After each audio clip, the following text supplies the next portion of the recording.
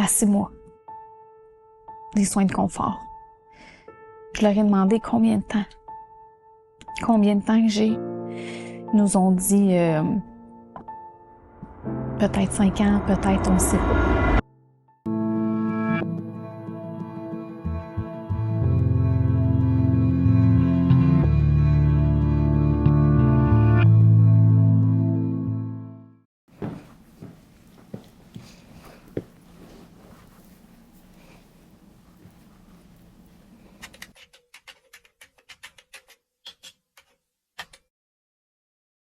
José, merci d'être avec nous sur Folk Testimonies. Peux-tu te présenter pour ceux qui sont de l'autre côté de l'écran? Oui, bonjour, je m'appelle José Drapeau, j'ai 41 ans. Je suis entrepreneur, donc j'ai mon entreprise en ligne. Je représente Monat, qui est le leader mondial en soins capillaires et en soins pour la peau. J'ai un volet qui est client et un volet distributeur indépendant. Je suis également épouse et je suis maman de 2 beaux enfants, dont ma fille qui est déménagée au ciel. Nous avons vraiment hâte que tu partages aujourd'hui ta transformation. Explique-nous ta vie avant Jésus, en commençant par ton enfance. Oui, donc enfant, je pourrais dire, j'étais très timide. J'étais aussi anxieuse. J'avais peur de prendre trop de place. J'ai une sœur qui est aînée, donc on a 3 ans de différence. Je pourrais dire on est né dans une famille dysfonctionnelle, du sens que mon père était alcoolique. Donc, il travaillait plus pour boire plus, il était pas très présent à la maison. Et ma mère, vraiment, là, c'est une perle parce qu'elle a su chapeauter tous les volets. Donc, ma mère a fait vraiment beaucoup pour nous. Puis, c'est peut-être pour ça que je voulais prendre le moins de place possible. J'ai été élevée catholique. Il y a des périodes de mon enfance où on allait à l'église. On a même visité des églises chrétiennes. Donc, pour moi, j'ai toujours vu mon père étudier sa Bible, lire, écouter aussi des émissions là à la télévision. C'était anglophone. Donc, puis j'aimais ça, le voir souligner, prendre des notes, étudier sa Bible. Et pour mon conjoint, il est né dans catholique aussi. Par contre, à sa maison, ils étaient pas pratiquants. Donc voilà. Alors enfant, c'est ça, je voulais pas prendre de place jusqu'à mon adolescence où là je voulais prendre absolument toute la place. Je savais pas nécessairement comment dire les choses, comment m'exprimer, mais j'avais ce fort désir de montrer que j'existais. Puis je me souviens, mon père me parlait de Dieu, il me parlait de Jésus, puis je me fâchais contre lui, puis je lui disais arrête de me parler de ton Dieu, puis de ton Jésus, tu me fais peur avec tes histoires. Puis j'avais vraiment la mauvaise crainte de Dieu, puis ça me dérangeait vraiment dans qui j'étais. Donc voilà, mon adolescence a été tumultueuse. Et ensuite, j'ai déménagé à Sherbrooke pour mes études. J'ai fait une technique en éducation à l'enfance. Et quelques années plus tard, j'ai rencontré mon conjoint. Donc, j'ai rencontré Yannick, qui est vraiment qui est mon mari aujourd'hui, qui a été l'homme de ma vie. Vraiment, ça a commencé, c'était mon meilleur ami. Puis heureusement. Donc, je suis vraiment tombée amoureuse de mon meilleur ami, puis ça nous a solidifié dans les tempêtes que je vais vous raconter tout à l'heure. Donc, on a rapidement voulu aménager ensemble, Yannick et moi. Donc, on a sauté l'étape d'être souvent, les gens vont habiter en location et tout ça. Donc, nous, vraiment, on voulait tout de suite avoir notre maison. Donc, dans notre première année, on a eu notre maison qu'on a vraiment remis à notre main avec beaucoup d'amour. On a travaillé très fort pour la rendre à notre image. Puis est venu le désir d'avoir nous aussi notre famille en fait. Puis on s'est dit laissons laissons la nature aller. Donc, pendant qu'on faisait les travaux à la maison, puis tout ça, on a laissé les mois filer. Et puis, je me souviens d'un soir, on était couchés, Annick et moi, puis je voulais lui parler, puis il me dit, Josée, attends un petit peu.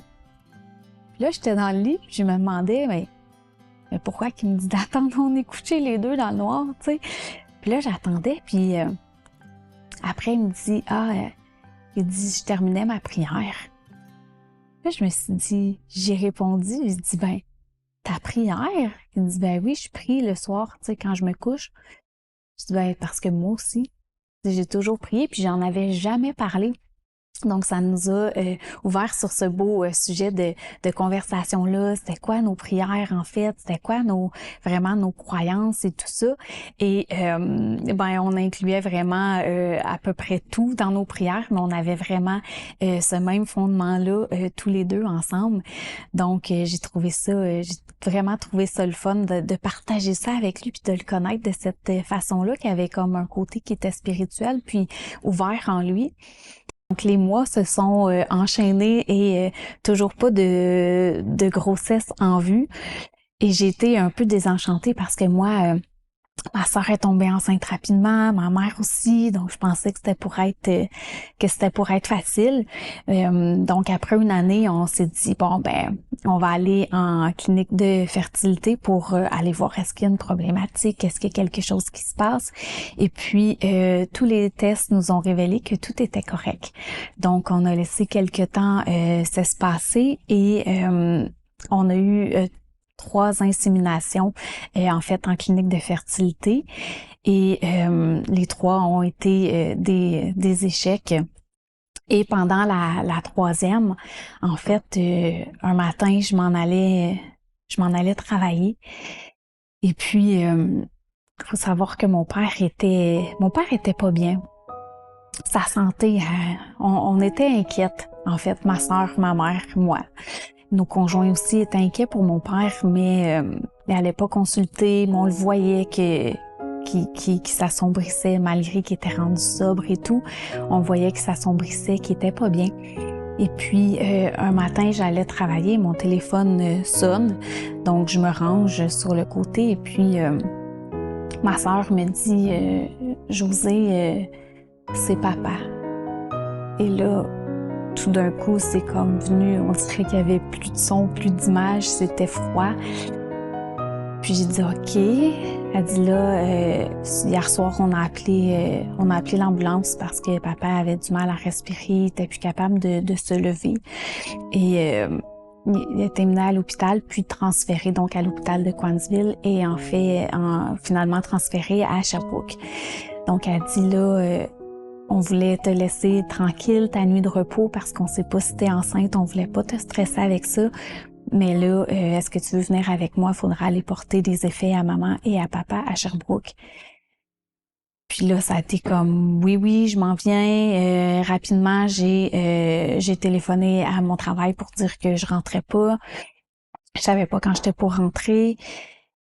Et là, sur la route de retour vers la maison, c'était tellement froid, comme si j'avais mangé de la glace. Vraiment, ça me brûlait, mais de froid à l'intérieur. Et je criais, puis je pleurais, puis je disais non, c'est pas lui mon ange. Parce que à l'époque, c'était vraiment, c'était comme ça que je pensais que les gens meurent pour aller faire activer les choses, tu sais. Donc, je pleurais, puis je voulais pas que ça soit mon ange, mon père. Et quelques jours après, cet homme fort-là que j'avais vu, c'était mon pilier, c'était ma copie, en fait. Il est décédé. Le mois ensuite, je suis tombée enceinte. Et j'étais convaincue que c'était un beau cadeau de mon père. J'ai eu une très belle grossesse, mis à part les nausées, tout ça, là, du début, hein. Un accouchement qui a somme toute bien été. Encore là, je pense que chaque femme a son histoire d'accouchement, mais Mais l'important, c'était que enfin, après 27 mois, 4 inséminations, mais j'avais mon bébé en parfaite santé qui était sur moi. Puis il n'y avait plus rien au monde qui pouvait être aussi beau, il n'y avait plus rien, on était vraiment comblés. Donc on est retourné à la maison avec notre belle petite fille Naëva qui nous a vraiment tout de suite comblés. Et je me souviens encore d'avoir découvert mon mari d'une toute autre façon. Vraiment, j'avais aucun doute à quel point il serait un bon père, mais de le voir, je peux dire que je suis retombée encore amoureuse de lui, d'une autre facette de lui. Il était vraiment bon avec la petite puis moi, j'étais un peu désemparée, un peu désorganisée, puis je voulais tellement, mais tellement être une bonne mère, puis tellement être parfaite pour elle. Et au fil des semaines, Naïva a passé d'un petit bébé tranquille à un petit bébé irritable. Donc, elle pleurait beaucoup.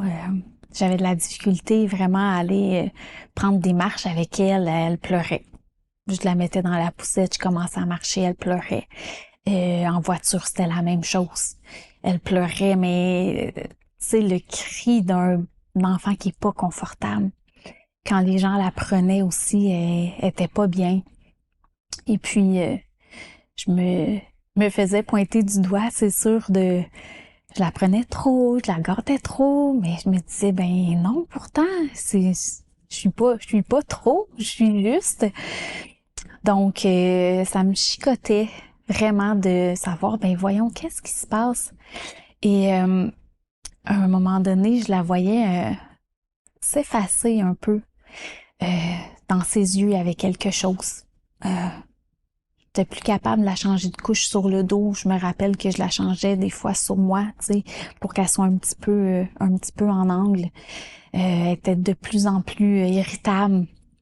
Puis là, ben j'ai consulté, c'est sûr. J'ai consulté savoir qu'est-ce qui se passait.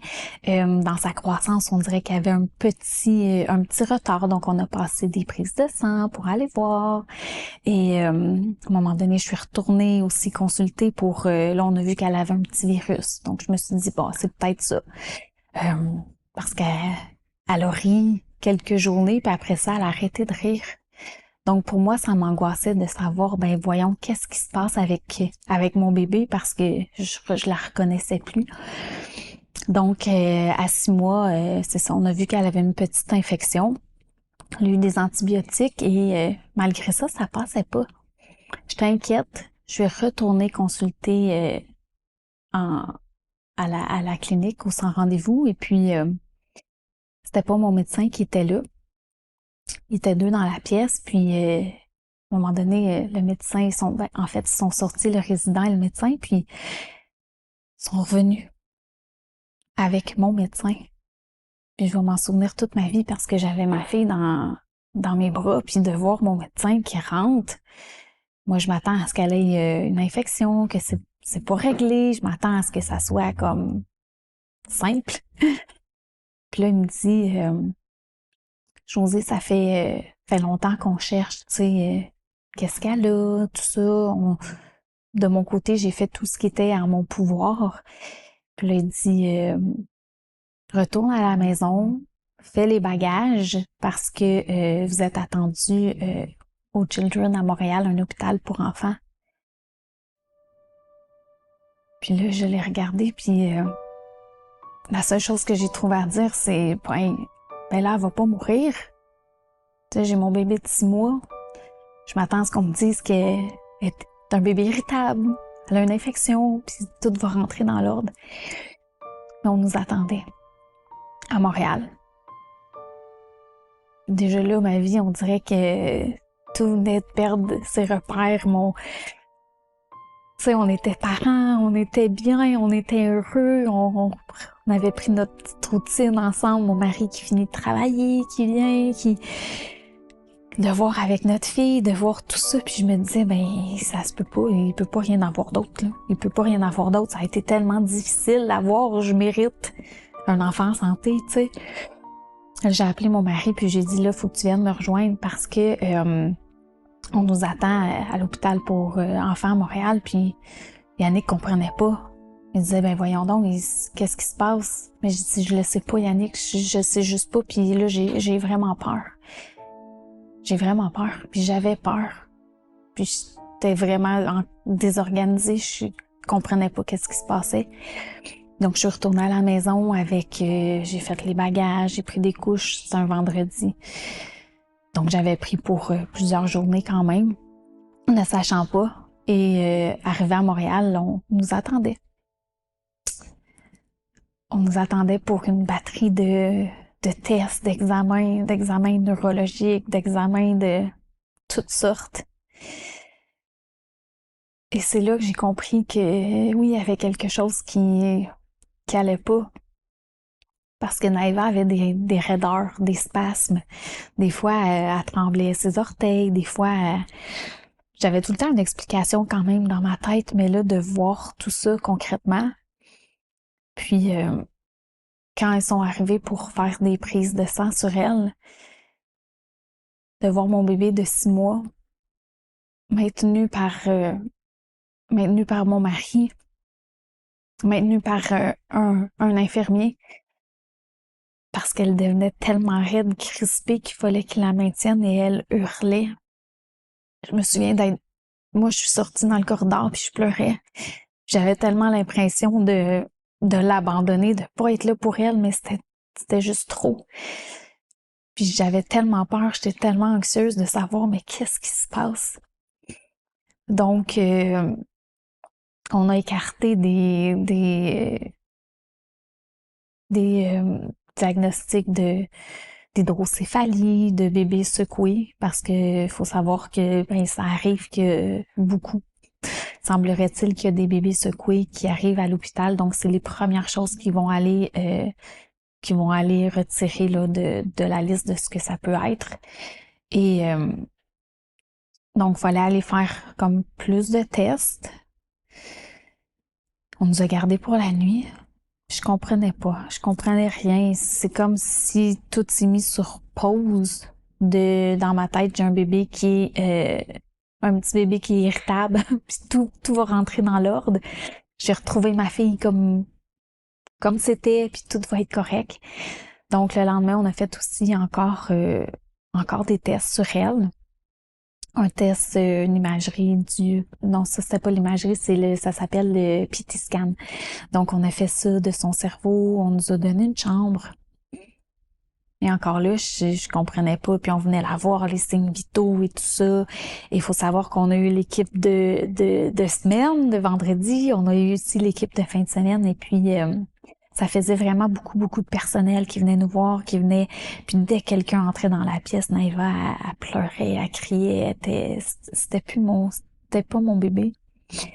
Puis dans la pièce qu'on avait, on l'avait partagée avec, il y avait déjà un petit garçon qui était là. Puis c'est un petit garçon qui était, qui était alité, qui était, je pourrais pas dire c'est quoi son diagnostic, mais il émettait des sons, puis mais il était là, toute seule, dans son lit. Pas de qualité de vie. Puis là, mon mari me disait, ah, c'est triste, hein? Puis j'ai dit de ma croyance, ben, c'est quoi, Yannick? On dit que c'est des enfants qui viennent se reposer d'une dure vie passée, tu sais. Ça restait comme ça. Et puis, donc, on faisait des tests encore sur ma fille. Ça a duré quelques jours, on les a tout fait. Et jusqu'à l'imagerie médicale, que là, Naïva a dû avoir une sédation pour avoir cet examen-là. J'arrêtais pas de me dire, Josée, tout le long de des examens puis tout ça, je me répétais, Josée, bois. Josée, tu dois boire de l'eau. Josée, tu dois rester hydratée parce que j'avais plus faim, c'est comme si le temps s'était arrêté. Puis, un soir, ma mère est venue avec ma sœur nous voir. Puis, je vais toujours me souvenir parce que c'est vraiment là que j'ai eu le déclic. Ma mère m'a dit, ah, tu sais, ton père, demande à ton père. Mon père, papa Denis, demande à ton père. Puis là, j'ai eu comme la révélation tout de suite, debout dans le cadre de porte quasiment de la chambre d'hôpital. Puis j'ai dit à ma mère, non maman, papa il est pas là. Papa il est pas là parce que si ça l'existait, ce en quoi on croit, ça se passerait pas. Maman, tu connais papa, comment il était, comment il aurait tout fait pour nous. Il aurait absolument tout fait. Donc si c'est lui qui est décédé, qui est allé brasser les affaires en haut, comme on dit, pour que je puisse avoir ce beau cadeau-là, mais c'est impossible. Il est pas là. Ce en quoi on croit, c'est pas ça. Puis là, ça a été un déclic de, mais c'est quoi ce que je crois? Qu'est-ce qu'il y a? Là, je suis convaincue hors de tout doute. Je n'avais plus aucun doute. Mais qu'est-ce qu'il y a après? Qu'est-ce qui se passe? On a eu le diagnostic quand c'est tombé après quelques jours d'hospitalisation, de tests, l'imagerie médicale et tout ça. On était dans une salle de conférence, Yannick et moi, et le diagnostic est tombé. Votre fille souffre d'une leukodystrophie. On n'avait pas encore le diagnostic très précis, mais c'est une leukodystrophie, qui est une maladie neurodégénérative. Quand on parle de neurodégénératif, c'est que ça dégénère. Et puis là, les larmes se sont mis à couler sous mes joues. J'ai regardé mon conjoint puis j'ai dit c'est peut-être un petit ange qui vient se reposer avec nous. Et on nous a dit qu'elle était maintenant en soins palliatifs. À 6 mois. Des soins de confort. Je leur ai demandé combien de temps. Combien de temps que j'ai. Ils nous ont dit peut-être 5 ans, peut-être, on ne sait pas. Au final, ça va, son espérance de vie, c'est une leukodystrophie Krabbe. Au final, c'est 2-3 ans maximum. On est retourné à la maison et nos rêves venaient d'être tout brisés en mille miettes. Je cherchais juste à reprendre une emprise sur ma vie, de reprendre juste mon souffle, parce que juste respirer, j'ai comme, c'est de réapprendre à vivre totalement. Mais le mot soin de confort me revenait toujours, puis je me disais, pour elle, sa vie n'a pas changé. Ma vie a changé, la vie de mon mari. Mais elle, rien n'a changé. Entre la journée qu'on est arrivé à l'hôpital, la journée qu'on est sorti, pour elle, sa vie n'a pas changé. Et les soins de confort, ben, c'était d'avoir, pour moi, c'était qu'elle ait sa mère. La mère joyeuse, la mère fofolle, le père aimant, le père qui était là, les parents qu'elle... C'est son confort. Donc, c'est ce qu'on a veillé à être. Et, tu sais, quand je pleurais avec elle, je disais souvent, tu sais, Naïva, maman pleure parce que je t'aime tellement. Parce que je voulais pas qu'elle porte ça, notre souffrance sur elle, parce que je voulais qu'elle ait la vie telle qu'elle la connaissait. Je voulais pas qu'elle porte ça sur elle. Et à 9 mois, en fait, Naïva a eu une chirurgie pour être alimentée par l'estomac avec un bouchon de gastrostomie pour vraiment bien l'alimenter. Donc, les crises, les spasmes, tout ça, ça faisait partie de sa maladie. Après l'hôpital à 6 mois, ne tenait plus sa tête. Donc, on savait que tout était pour partir. Puis nous, c'était de toujours s'adapter. Parce que quelque chose qui partait, fallait s'adapter puis être fort pour veiller sur elle puis donner la meilleure vie qu'elle pouvait avoir avec nous. C'était vraiment notre mandat. Et à un moment donné, Yannick... il a dû arrêter de travailler pour être avec nous parce que souvent je le téléphonais de toute façon pour revenir à la maison parce que elle avait des gros vomissements et tout ça, donc il devait retourner à la maison, m'aider. Yannick a arrêté de travailler parce qu'il était plus capable de s'occuper de sa fille. Elle acceptait plus ses bras. Parce que Naïva, dans sa maladie, tout lui faisait mal. Sa peau lui faisait mal. Tout ce qui était les sons, les textures, tout lui faisait mal, tout l'agressait. Donc, pour son confort, que mon mari puisse aussi être là pour elle, l'accompagner dans les soins, tout ça, parce que Naïva avait énormément de douleurs.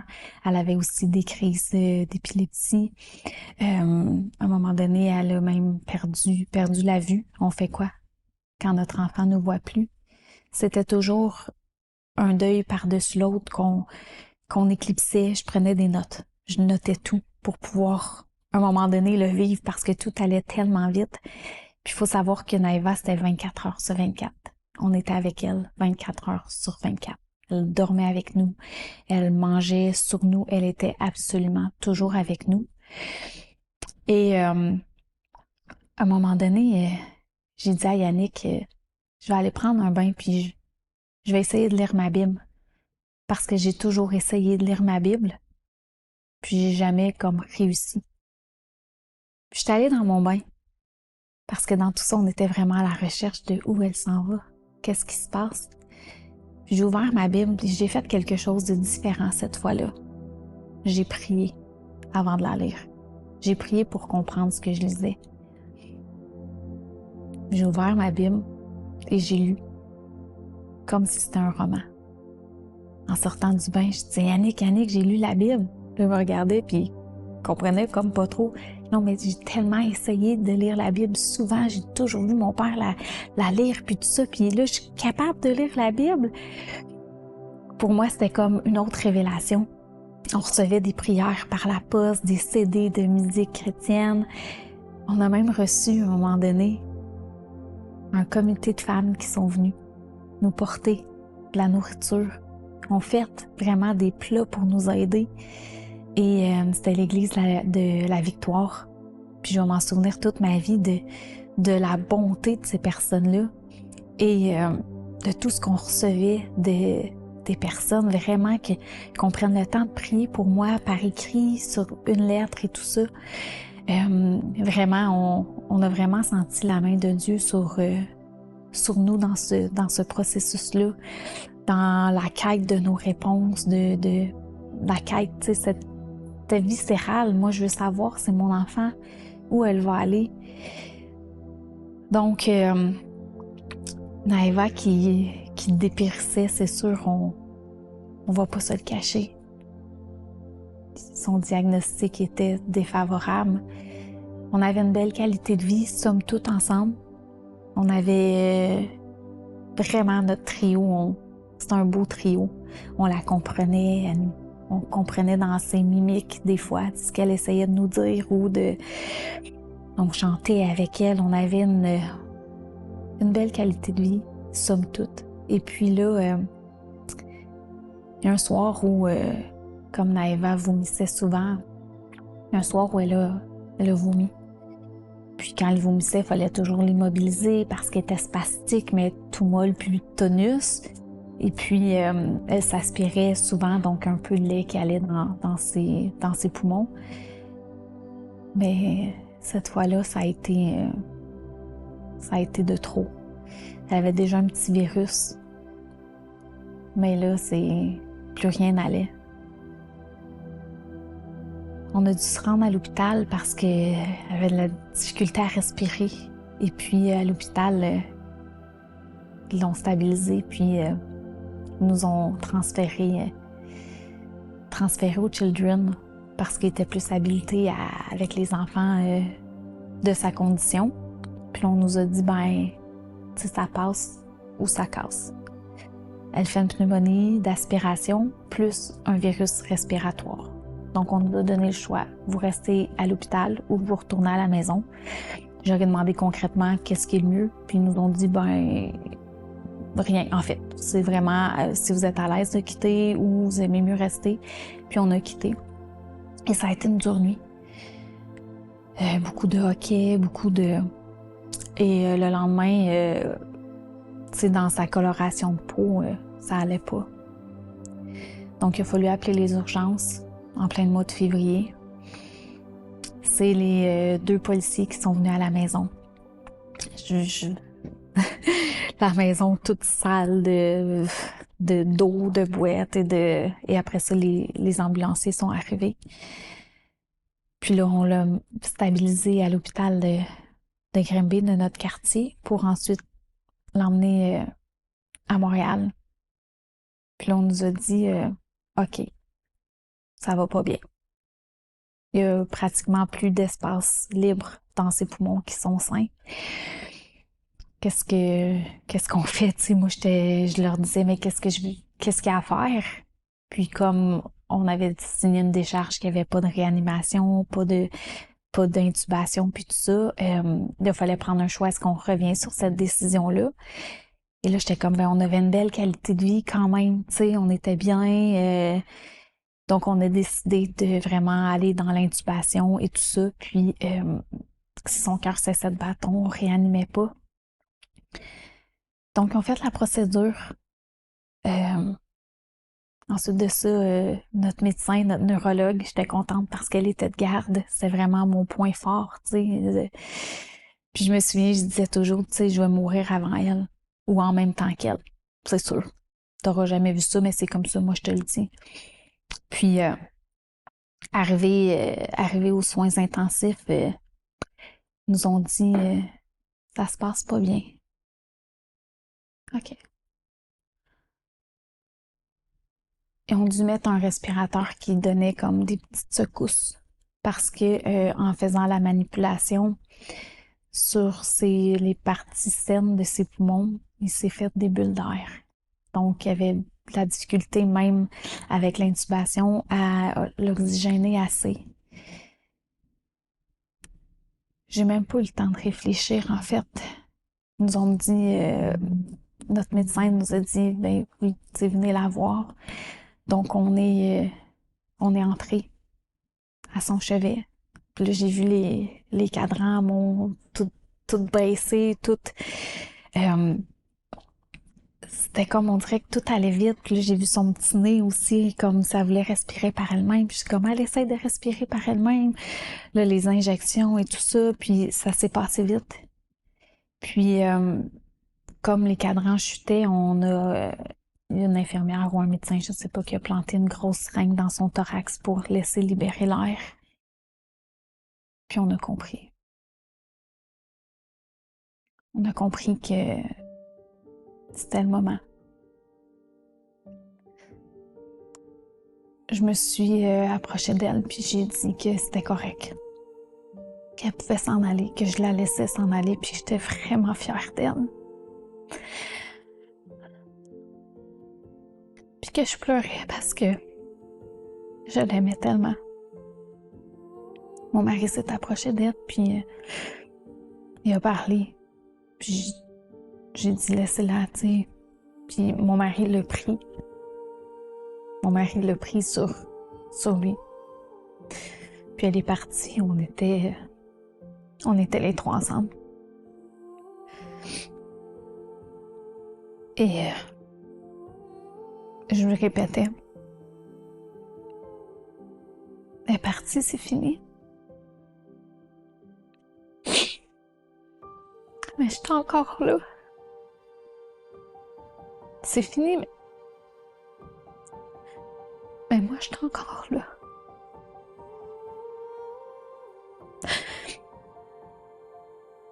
Et de voir mon mari la bercer, puis de la voir paisible pour la première fois.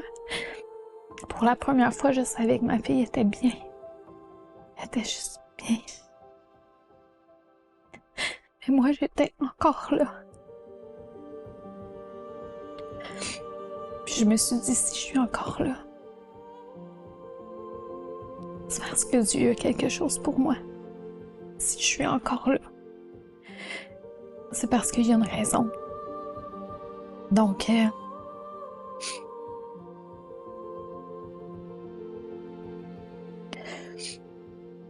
ça s'est fait. C'était tellement beau. La femme de catéchisme est venue, puis On l'a entourée de mots avec des petits cœurs, des mots partout. Les membres de nos familles qui voulaient venir pouvaient venir. On a prié autour d'elle. Puis, on l'a vraiment laissé s'en aller, vraiment. Et au retour de la maison, c'était la première fois de 6 mois à 17 mois et demi que j'étais assise avec mon mari à l'avant. Puis notre bébé était pas avec nous. Elle qui s'était jamais fait garder. On la laissait seule. Son petit corps tellement précieux. Je m'étais assurée qu'on la garde avec son pyjama, avec ses pantoufles. On l'avait toute lavée, avec sa doudou, avec ses choses. Puis on est parti, puis en pleine nuit. C'est février, il fait froid, mais je ressens plus rien.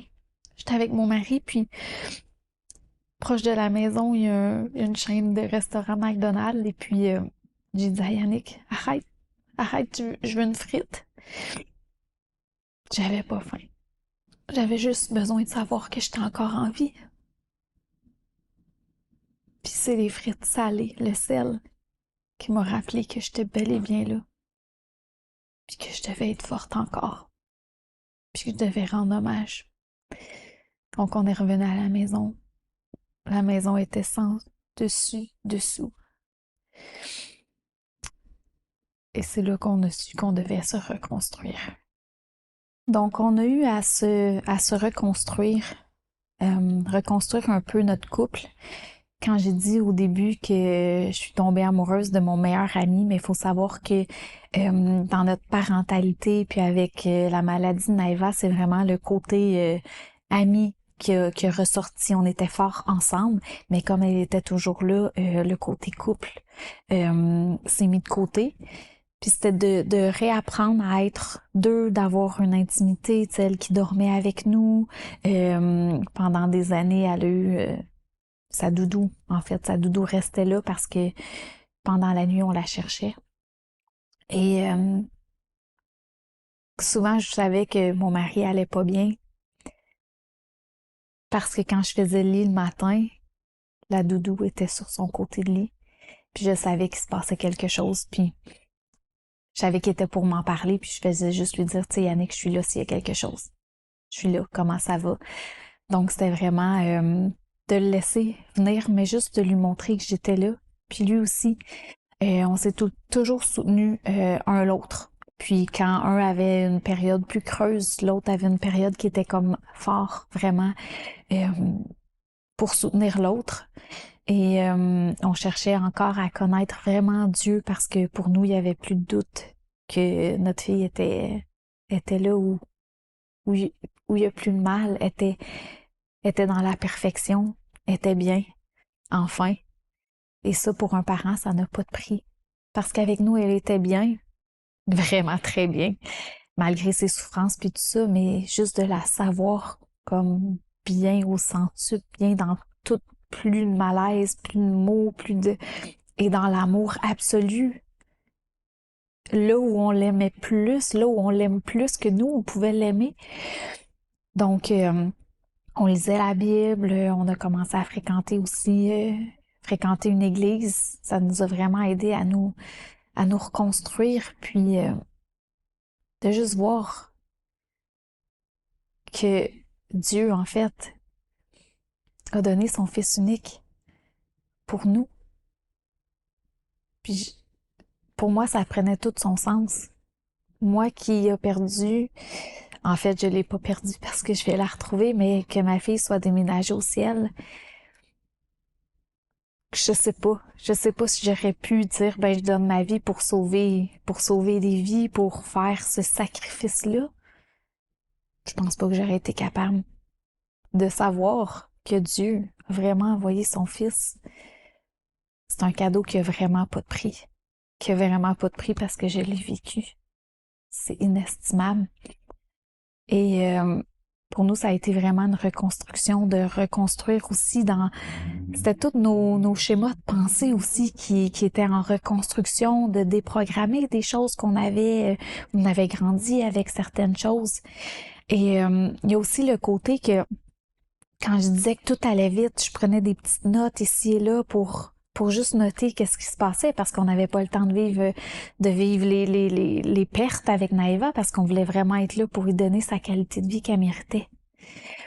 Donc, j'ai repris tous ces bouts de textes-là et je me suis assise pendant des heures et des heures et des journées et des week-ends entiers. J'ai tout revécu. Absolument tout revécu. Et ça en a fait un livre. Ça a été ma thérapie vraiment de juste remettre les morceaux du puzzle ensemble, de comprendre, de tout comprendre chaque étape. Et j'ai vu à quel point on était forts et à quel point on était soudés ensemble, Yannick et moi. Et on a décidé de se marier parce que c'était notre appel. Puis alors que ça avait jamais fait partie des plans, on a décidé vraiment de se marier et on s'est marié la veille de l'anniversaire de décès de Naïva parce que pour nous, ça faisait son sens de se dire c'est par elle, par cette douleur-là, par cette épreuve-là qu'on a été si soudés, qu'on a eu une vie nouvelle parce que honnêtement, c'est le décès de notre fille qui nous a donné le réveil et l'assurance et l'espoir. Et c'était de mettre tout ça ensemble pour nous, ça faisait absolument son sens. Donc on s'est mariés en hiver. Donc ça a été un beau mariage et honnêtement, malgré la détresse, malgré la maison qui était vide, malgré tout ça, on a su reconstruire notre bonheur. On a su goûter à ce que Dieu voulait dans nos vies, en fait. Qu'on soit heureux, qu'on soit bien, qu'on soit ensemble, qu'on soit amoureux, puis qu'on célèbre la vie. Puis célébrer la vie, ben on s'est dit, ouais, on va remplir la maison encore une fois. Donc, on est retourné en clinique de fertilité pour fonder notre famille parce que c'était vraiment l'appel sur notre vie. C'est passé une année qu'on a vraiment beaucoup cheminé et dans nos vies et dans nos vies professionnelles également. Puis la marche avec Dieu, d'apprendre à connaître ce beau cadeau-là, puis à sentir aussi légitime parce que en ayant perdu ma fille de son vivant, c'est un cadeau qui est difficile, que j'ai trouvé difficile à accepter parce que ça a une valeur qui est incommensurable, c'est même pas quantifiable et je me sentais pas digne toujours, puis des fois je me disais ben voyons c'est trop, c'est trop ce cadeau-là, qu'est-ce que j'ai fait pour mériter ça? Mais justement, j'ai rien fait. C'est la grâce. Donc, c'est vraiment d'accepter ça, puis de voir mon mari aussi dans sa transformation. C'était wow. Et puis, on a décidé de continuer justement dans ce wow-là, puis de continuer notre belle famille. Donc, on est retourné en clinique de fertilité, puis pour cette fois-ci, ça a pas été aussi fluide, en fait. Donc, Naïva, j'avais eu 4 inséminations, la 4e avec des hormones. Donc, la première, cette fois-ci, j'ai pas pris d'hormones parce que je me disais, ben non, tu sais, ça a déjà arrivé une fois et tout ça. Donc, j'en ai pas pris. La deuxième fois, je me suis résiliée et j'en ai pris. Et j'ai eu, en fait, 9 inséminations. Il y avait toujours rien. Là, on était rendu dans le in vitro. Et comme nous, on est porteur d'une maladie neurodégénérative, il fallait qu'on aille en clinique de fertilité pour le in vitro génétique. Et quand on est arrivé en in vitro génétique, je C'était, c'était pas un projet qui me... Quand on est arrivé à la clinique pour le in vitro génétique, ils ont tout exposé, les probabilités, le taux de succès ou d'insuccès, parce que les pourcentages sont quand même petits. Non, il y a quelque chose qui est devenu sur mon cœur là. Vraiment. Vraiment, puis c'est comme une révélation. Puis j'ai laissé les médecins nous expliquer, puis arrivé dans la voiture, j'ai dit à mon mari, non, ça sera pas pour nous. Je sais pas toi qu'est-ce que t'en penses, mais moi ça m'appelle pas, mais j'ai quelque chose. J'ai quelque chose qui est déposé sur mon cœur. Est-ce que pour toi la couleur c'est un obstacle à aimer? J'ai dit je t'aime, on est mariés, je te laisse réfléchir, je te laisse prier là-dessus. Reviens-moi quand tu seras éclairé. Et 2 jours après, mon mari me dit cet enfant-là, il fait partie de notre vie déjà. Cet enfant-là, il est là. J'étais contente. Parce que ça a comme jamais fait partie des plans d'adoption pour nous, vraiment pas. Jusqu'au jour où ce que ça soit que le seul plan. Et vraiment, c'est Dieu qui a déposé ça sur nos cœurs. C'était tellement, tellement, tellement fort. C'est juste indescriptible. Donc, le projet d'adoption a vraiment vu le jour dans nos vies, puis c'était vraiment, c'est une révélation en fait. On a épluché les listes des pays et tout ça, puis on s'est mis en attente pour des pays en Afrique, dont en fait c'était le Mali. Et puis quand on a déposé notre nom, les portes du Mali ont fermé. Parce que c'était instable politiquement et tout ça, c'était dangereux. Et je me souviens parce qu'on a prié. On a prié tous les soirs pour que Dieu ouvre les portes du Mali. Parce que pour nous, c'était ça. C'était ça notre appel. C'était ce pays-là, le pays qu'on avait choisi. Et on priait, on tenait ferme. Et je me rappelle que nos proches ils nous demandaient souvent, pis, ah ben c'est long, mais qu'est-ce qui se passe? Puis moi, j'étais en paix. J'étais tellement en paix parce que je me suis dit, ben c'est pas mon projet, c'est le projet que Dieu a déposé sur mon cœur. Donc, je réponds à son appel. Puis avec Dieu, ben on sait que il a déjà choisi le moment, puis ça va être le bon moment. Donc, on persistait dans la prière, on persistait contre vents et marées parce que 2 ans sans rien, se lever tous les matins, puis il n'y a rien. Tu peux rien faire de plus. Donc, on a prié pendant 2 ans que Dieu ouvre les portes du Mali. Puis une journée, j'ai comme eu la révélation je me suis dit, ben, moi qui prie pour le Mali, mais si c'était pas là, notre pays d'adoption, si c'était pas, et si je remettais tout ça, en fait, à Dieu qui l'a déposé sur mon cœur, parce qu'en fait, c'est son projet, puis on répond à son appel. Là, ma prière a vraiment changé. Vraiment. Seigneur, t'as mis l'adoption dans nos cœurs.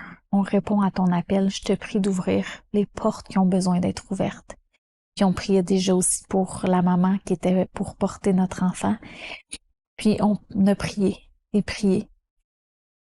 Puis à peu près une année plus tard, on est en voyage, moi Yannick, puis on est avec des amis, puis on reçoit un email de notre agence d'adoption qui nous disait que il y avait le projet Togo. Puis il y avait toutes les qualités que les parents adoptants devaient avoir. Puis tu sais, la liste était quand même longue. Puis mon amie, je me souviens, elle nous a dit, ben voyons, elle m'a dit, Joe, c'est vous autres ça? Puis je me suis dit, ouais, c'est nous autres ça. Donc on est allé à la table ronde pour savoir c'était quoi l'adoption au Togo, qu'est-ce que ça, d'être les premiers Canadiens, en quoi, qu'est-ce c'était quoi l'implication, en fait? Ça nous a vraiment parlé. Yannick et moi, ça a été aussi une révélation. Puis on s'est dit, ben, OK, go. On dépose notre candidature pour être les premiers. Puis on continuait de prier, Seigneur, ouvre les portes qui ont besoin d'être ouvertes. Ouvre le pays qui a besoin d'être ouvert. On priait. Ça nous a fortifié, hein, cette attente-là. Ça nous a fortifié aussi dans notre foi, puis de juste comme vraiment abandonner. Parce que l'être humain, on a tendance à vouloir comme guider, tenir le fort, tenir, puis on a besoin de certitude, puis de savoir. Mais Dieu le sait. Dieu sait parfaitement. Puis de nous abandonner parfaitement à son plan pour nous, ça a été vraiment un enseignement très puissant dans nos vies. Et on continuait aussi d'aller à l'église à tous les dimanches, vraiment aussi d'écouter de la musique chrétienne, d'être plus en contact avec ça qui nous ces chants-là, ces louanges-là qui nous fortifiaient. Et on a eu la bonne nouvelle qu'on était pour être les premiers Canadiens québécois à adopter au Togo, en Afrique de l'Ouest. Puis après ça, il s'est encore passé un autre 2 ans. Donc, ça a pris 5 ans au total. Mais quand on a su qu'on était les premiers, je me suis dit, moi, qui ai mis 2 ans, tous les jours, pendant 2 ans, à prier pour le Mali. Ouvre les portes du Mali, ouvre les portes du Mali, ouvre les portes du Mali.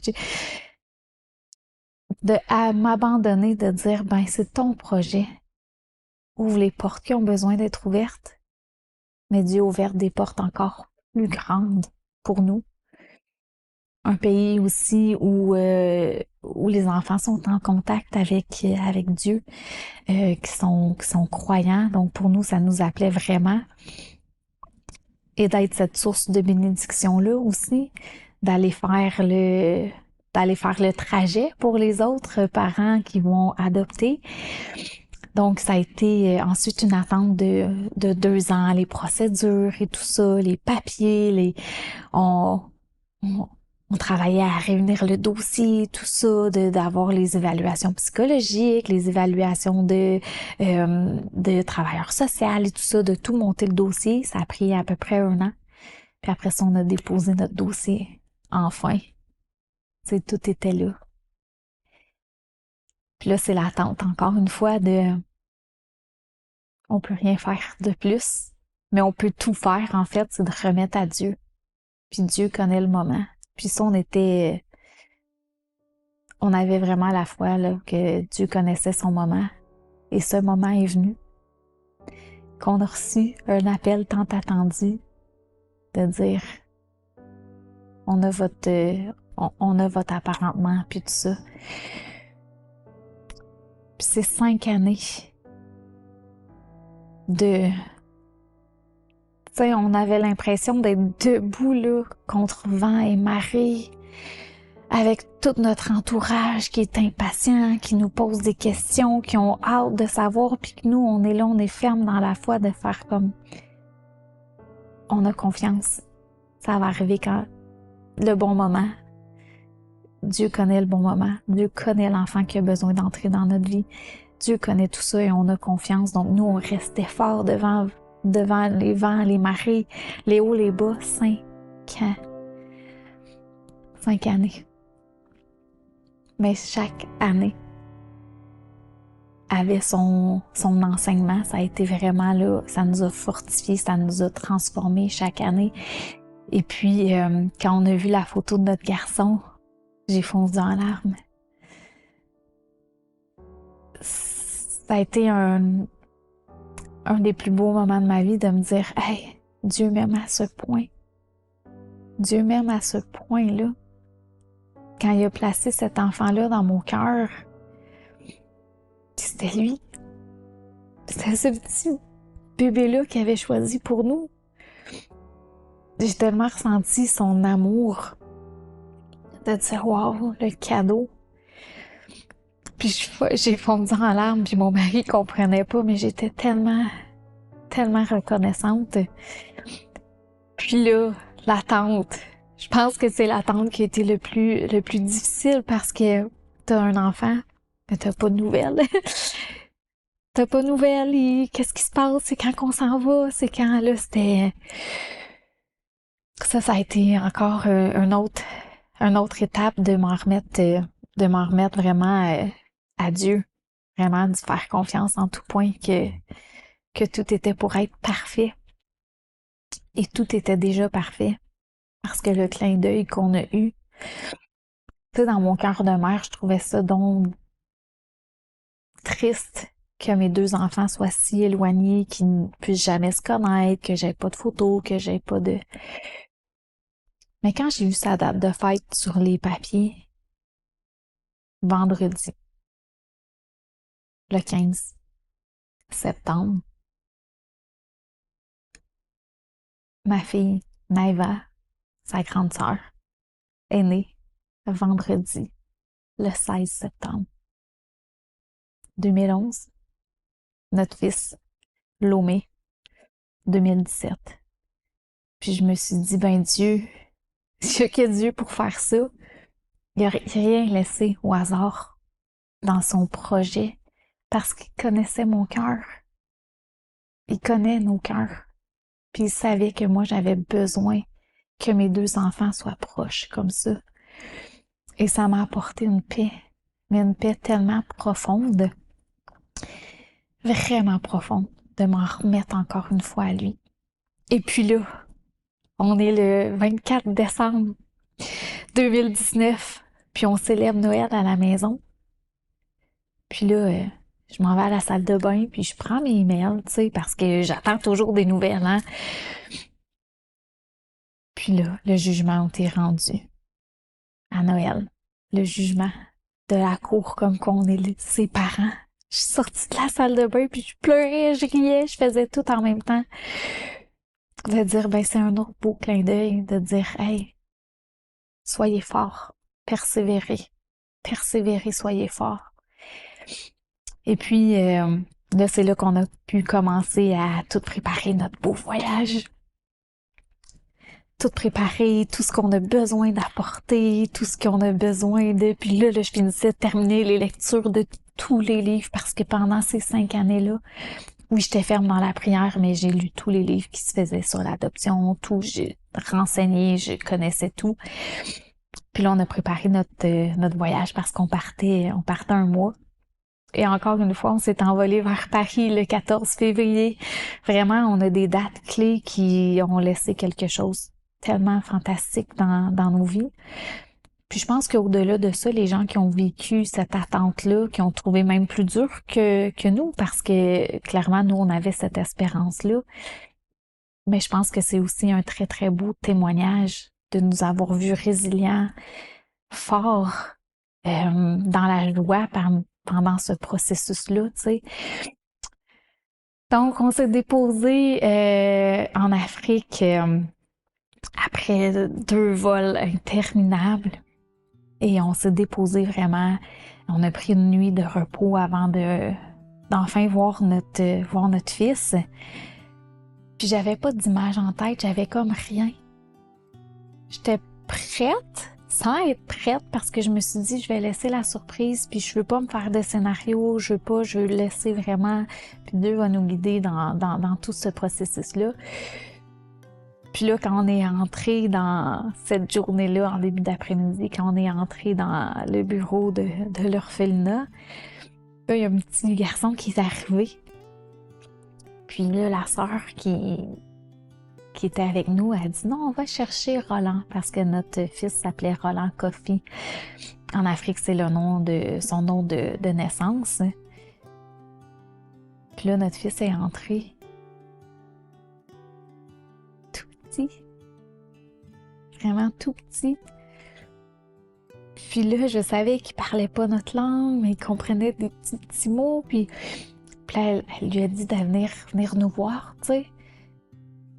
Je répétais, est-ce que je peux te prendre? Est-ce que je peux te prendre? Je voulais y aller en douceur, je voulais vraiment. Puis là, je l'ai pris, il était sur moi, j'ai donné de l'eau, des petites collations, puis je le regardais, puis c'était comme si c'était pas mon fils, c'était un enfant. C'était vraiment spécial. J'étais dans la joie, mais j'ai compris un peu plus tard. Donc ensuite, on a fait la visite de l'orphelinat, tout ça, puis le bâtiment où on était pour vivre pendant 2 semaines. Puis là, Yannick le prenait, moi aussi. Il était vraiment docile, il se laissait faire, il était tout doux, tout... Mais en sortant de la chambre, là où on avait déposé nos bagages et tout ça, quand on est sorti, Roland, qui est maintenant Lomé, s'est déposé dans le creux de mon cou. Puis c'est à ce moment-là que je l'ai ressenti. C'est à ce moment-là que je l'ai reconnu. Que toutes ces années-là, que de cette journée où ça a été déposé sur mon cœur puis que c'est devenu plus fort que tout, c'était lui. Il n'y avait plus aucun doute, c'était mon fils qui était levé dans mon cou. Puis c'est un moment tellement beau, tellement pur, tellement doux, simple. Puis là, on a resté un mois quand même en Afrique. Ça a été quelque chose d'apprivoisement, d'apprendre à se connaître, de créer des liens, de moi créer des liens, de Yannick créer des liens, de créer une espèce de petite routine quand on n'est pas dans notre pays. On a eu une belle bénédiction de pouvoir visiter une église aussi là-bas dans les 2 dernières semaines de notre vie en Afrique. On avait rencontré une famille et tout ça qui nous ont emmenés dans leur église et ça a été une révélation encore une fois, puis c'est un message qui va m'être resté toute ma vie. Toute ma vie, ça m'a gravé, là. C'est gravé le message qu'on a reçu. Et de les voir en avant, les pasteurs, il y était 2 pasteurs parce qu'on était les seuls qui parlaient français, qui parlaient pas la langue, et ils se relayaient pour nous traduire. Puis je me suis dit, mais wow, qu'on fait ça pour nous, tu sais. Donc ensuite de ça, on est revenu à la maison. Je sais pas si la COVID, ça vous dit quelque chose, mais nous, on est revenu le 12 mars 2020. Le 13 mars, au Québec, tout était fermé. Donc, on est revenu juste à temps pour revenir, puis s'établir, puis faire notre beau petit cocon. Puis je vais toujours me souvenir, ma soeur me disait, hey, on peut pas rentrer dans l'aéroport, puis tout ça, puis je comprenais pas ce qui se passait. Puis c'est là que j'ai vu la main de Dieu, parce que nous, on a devancé notre retour de 6 jours parce qu'on avait tous les papiers pour revenir, puis on se disait, on va partir. Puis je me disais, Dieu, son plan extraordinaire. Parce que si on serait pas revenu à cette date-là, on aurait peut-être été coincés, on le sait pas. Moi, nous, on a eu tous nos papiers pour ne plus revenir à la maison. Et notre beau Lomé, mais quelle bénédiction! Le plan de Dieu était tellement parfait, puis pendant ces années-là, c'était exactement lui. On a eu des montagnes russes, on a eu des épreuves, mais on a toujours été fortifiés, on a toujours su intervenir, on a toujours su donner. Lomé, c'est un garçon il nous ressemble, mais tellement, c'est notre copie. Autant moi que Yannick. Ça peut pas être plus que parfait. Puis quand on le regarde, moi, c'est mon miracle. À chaque fois que je regarde, c'est mon petit miracle parce que c'est le cadeau que Dieu a laissé dans mon cœur, qui était là. Lomé, il grandit bien. Il a appris rapidement. C'est un petit garçon qui est vif, qui est intelligent, qui pose des questions, qui est sensible, qui est vraiment, oui, c'est un miracle, c'est une bénédiction. C'est plus que. Donc, on a vraiment, comme c'est dit dans la Bible, on a vraiment récupéré au centuple ce qui nous a été enlevé, ce qui nous a été volé. Et c'est vraiment une belle bénédiction dans nos vies. Puis c'est vraiment aussi une révélation. Puis d'inculquer aussi ces valeurs chrétiennes-là à mon fils, de juste comme aussi continuer ce qui a été amorcé dans son pays d'origine. Je trouve ça vraiment wow parce que on peut voir que Dieu a rien, mais rien laissé au hasard. Et ça va même jusqu'au fait que j'étais éducatrice avant d'avoir mon entreprise en ligne. J'avais ma garderie à la maison, puis Lomé s'est pas adapté. Puis j'ai connu mon entreprise alors que j'avais ma garderie à la maison, alors que c'était vraiment pas le bon moment. Puis avec le recul, je sais que c'était exactement le bon moment parce que Lomé avait besoin de sa maman. Puis des fois, on n'a pas les morceaux du casse-tête, ils ont l'air comme tout diffus, on sait pas, on sait plus quel morceau va où, puis on met des choses de côté. Mais au final, il y a des morceaux qui s'emboîtent, puis le plan il est parfait. Parce que moi, dans ma marche avec de connaître Jésus, puis dans ce qui m'a légué, j'ai vraiment choisi, j'ai vraiment remis à Dieu de faire de ma vie le plus beau des chefs-d'œuvre. Puis c'est quand on prend du recul puis qu'on voit tous les morceaux de casse-tête qui s'emboîtent comme ça, puis de dire OK, wow, c'était ça ton plan pour moi. De pas toujours chercher à comprendre, on est comme ça, on veut tout comprendre, mais juste de s'en remettre. Puis de s'en remettre avec un cœur aussi, tu sais, dans notre attitude, on a un cœur léger, on a un cœur aimant, on a un cœur compatissant. Puis quand on dit de marcher, de suivre les traces de Jésus, ben c'est ça, parce que on marche sur ses traces et on se réfère à lui dans nos attitudes, de comment il était, de sa patience, de son amour, de son accueillement envers les autres, envers nous autres aussi, envers nous-mêmes. Puis moi, ça a transformé ma vie d'entrepreneur, ma vie d'épouse, mais ma vie de mère également, de toujours avoir ce modèle positif-là, puis de faire comme, oh, OK, ouais. Peut-être qu'aujourd'hui, j'ai pas bien fait. Peut-être qu'il y a des places que, oups, mais demain, je vais reprendre. Parce que je le sais, j'ai eu la lumière sur les choses que, ouais, OK, j'ai peut-être manqué de patience. Ça nous arrive tous. Mais de pouvoir se reprendre comme ça, puis de faire comme, mais demain, ça va. Demain, c'est une autre journée, puis je vais vraiment prendre les enseignements, puis de faire le bien. Quelles étapes ou actions concrètes recommanderais-tu à ceux qui cherchent à vivre une transformation similaire grâce à leur foi en Jésus-Christ? La première chose, c'est de s'ouvrir, d'ouvrir notre cœur, simplement, puis de prier, parce que la prière va vraiment enclencher quelque chose. Donc, de prier, puis de demander à Dieu, de commencer par ça, puis aujourd'hui, il y a tellement de choses, il y a tellement de plateformes justement en ligne, il y a des chaînes aussi. Tu sais, je peux vous nommer notre église qui est l'église La Victoire parce que c'est sûr que c'est mon église maison puis je l'ai à cœur, mais qu'il y a des enseignements qui sont là.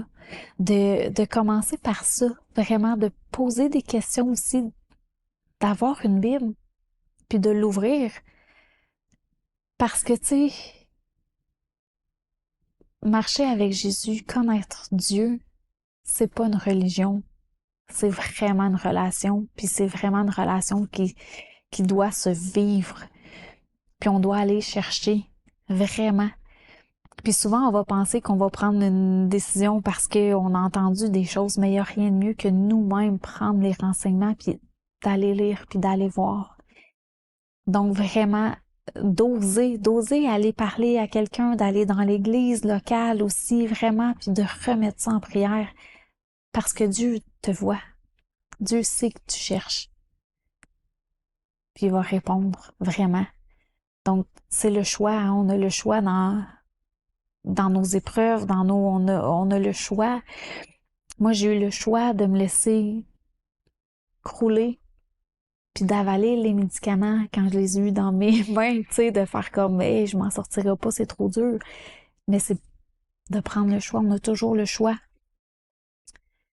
d'aller vers le positif, vers la connaissance ou de l'autre côté. Puis moi, ben, je te dis, va vers la connaissance. Va de ce côté-là. Parce que si mes épreuves peuvent être une lumière sur ton sentier, de dire alors que j'ai tout perdu, j'ai connu Dieu, alors que c'était hors d'entendement comme douleur, vois l'amour d'une mère, à quel point ça peut être puissant d'aller chercher les réponses comme ça. Va chercher tes réponses. J'aimerais que tu puisses conclure en offrant une prière pour les personnes qui traversent une situation similaire, afin qu'elles puissent recevoir la grâce de Dieu que tu as reçue. Oui, ça va me faire plaisir. Oui, vraiment, je te remercie, Seigneur, pour cette personne qui est chez elle en ce moment, Seigneur, qui a regardé mon témoignage, qui a été touchée, Seigneur. Je te prie pour cette personne qui te cherche, qui a besoin de te connaître, qui a besoin de cette lumière dans sa vie. Seigneur, je te prie d'ouvrir son cœur. Je te prie de placer les bonnes personnes sur son chemin. Seigneur, fortifie cette personne-là, vraiment, pour qu'elle puisse avancer, qu'elle puisse te connaître, qu'elle puisse connaître ce que Jésus a fait, qui est mort sur la croix, pour nous laver de tous nos péchés, pour nous donner cette vie éternelle-là, que c'est par la grâce, Seigneur, et non par nos actions, Seigneur, qu'on a ce beau cadeau-là. Merci, Seigneur, pour cette personne qui écoute. Merci d'aplanir ses sentiers. Merci, Seigneur, de faire reposer dans des verts pâturages. Merci, Seigneur, de pourvoir à sa soif de connaissance. Je te prie vraiment d'ouvrir ses yeux, d'ouvrir les yeux de son cœur, Seigneur, puis de lui parler. Vraiment, Seigneur, j'ai vraiment à cœur cette personne-là, Seigneur, qui est là, puis qui te cherche, puis qui avait besoin de ce déclic-là aujourd'hui pour te connaître toi, enfin. Merci, Seigneur. J'ai prié au nom de ton Fils Jésus. Amen. Amen. Amen.